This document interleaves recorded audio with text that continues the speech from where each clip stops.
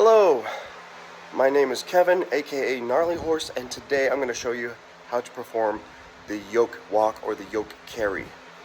Here we go.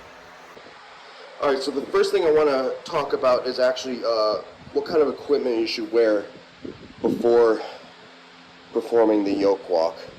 Now, my recommendation, the first thing is you want to wear running shoes. I'm wearing Nike Pegasus shoes, which these aren't really track shoes, but just general running shoes. They're not, they're not too squishy, but not too firm. It's a good balance.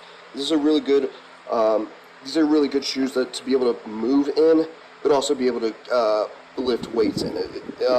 Very general purpose running shoes. You definitely don't want to wear any kind of weightlifting shoes, and you don't want to wear track shoes. So I definitely recommend something like this. Alright, the next thing is, this is optional. Highly recommend, if you're going to go really heavy on your yoke loads, is to wear some knee sleeves just to help protect your joints. And then lastly, here, let me go over here, is you want, again, if you're going to go really heavy, have a belt. Something like this. So, again, definitely got to have running shoes. General running shoes. And then if you're going to go heavier, wear some knee sleeves. These are inside out, but and then have a belt. Now, as far as like the belt tightness, can really also depend on your load, because you want to be able to have tight enough to keep your core secure, but loose enough to where you can breathe. So definitely keep that in mind.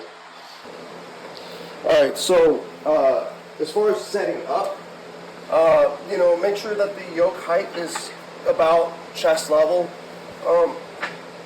Maybe just a little bit above your nipple line. That's usually the best ideal height.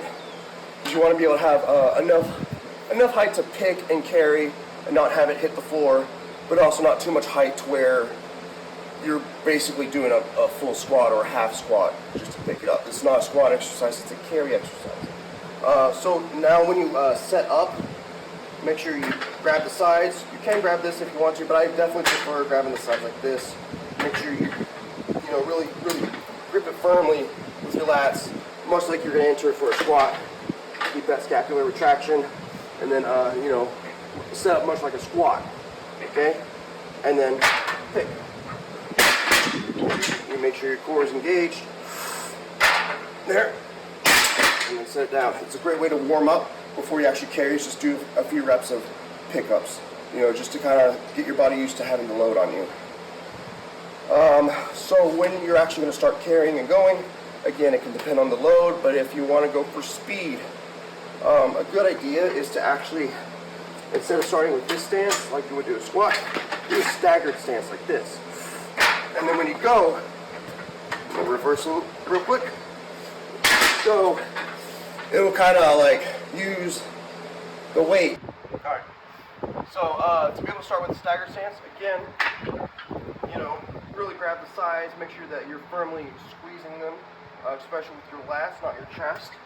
And then keep that scapular retraction, make sure your traps are nice and tight underneath the bar. Put yourself in a staggered stance, take a deep breath, lift off, and then when you start going, make sure you walk heel toe, heel toe, heel toe. And then just kind of pace yourself as you walk. I do apologize, but I will need to have to voice over this part just because the wind was just too intense at the time of this recording.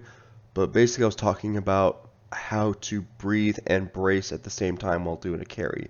You will have to grunt as you exhale. So you will inhale, exhale with a grunt, making sure you squeeze your core and make sure it stays tight.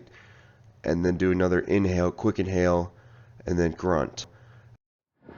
So when you're breathing, between your breaths. So breathe in, like that as you're carrying. This will help keep your core engaged throughout the carry, and to be able to better support an intense load as you're moving, especially if you need to move fast or for a long distance. Here's an example. All right, here we go.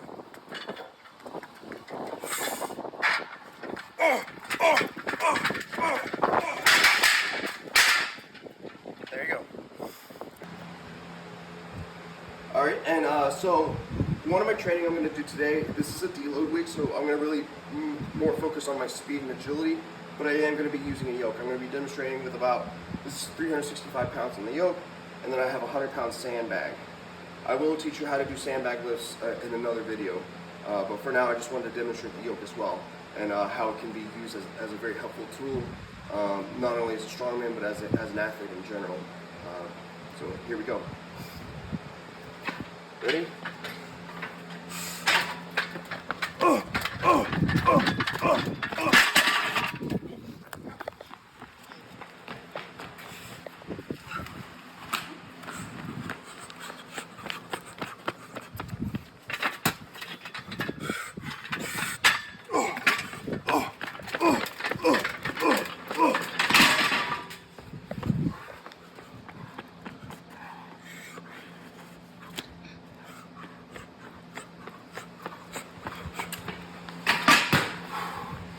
Yeah.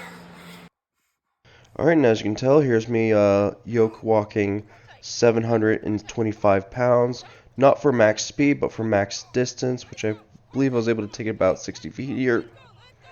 But as you can see, I'm carrying a lot more equipment. Like I suggested, I have the knee sleeves and belt. I have the belt tightened pretty firmly, but I'm still able to breathe here. I also started with a staggered stance, as you can tell. Alright, and here I am performing the yoke walk 705 for about 80 feet total distance. This was at the Ronnie Coleman Classic Strongman Comp in 2025. Again, this is a pretty good example of how to handle a much heavier yoke carry. And there's a lot of benefits for yoke. It's not just for the sport of strongman. I do believe it's good at building core strength and muscular endurance. I really hope you like this video. Please like and subscribe, and please look for more content on this channel. Thank you.